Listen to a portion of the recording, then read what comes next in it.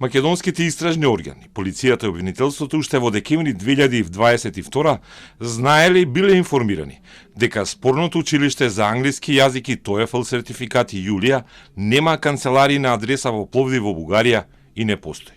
Заклучокот може да се изведе од пресуда на Виничкиот основен и Штипскиот апелационен суд, во кој за фалсификување бил обвинет директор на средно училиште во Виница. Обвинетиот Тихомир Тасев бил ослободен преклани во ноември, а на 17 ноември 2025 ослободителната пресуда ја потврдил и Штипскиот апелационен суд.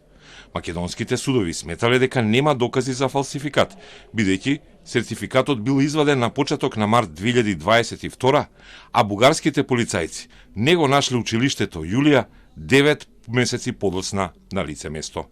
На 5 декември 2022 година ја посетиле адресата на јазичното училиште Јулија, а со цел да обават службен разговор со сопственикот и да добијат изјави во врска со случајот и дека преку увидот било констатирано дека на бараната адреса канцеларија на споменатата фирма не постои. Но, од ваквото известување не се утврдува дали во времето кога е издаден сертификатот, како и во времето кога, како што е наведено во истиот, обвинетиот онлайн ги поседувал курсевите, дали училиштето постоело или не. Пресудите се објавени неодамна, кога стануваат правосилни, а откриено е дека после 2017 година јазичното студио Јулија немало финансиски извештаи, односно немало прилив на пари. Па не е јасно како македонските носители на TOEFL сертификати плаќале за услугата и кому.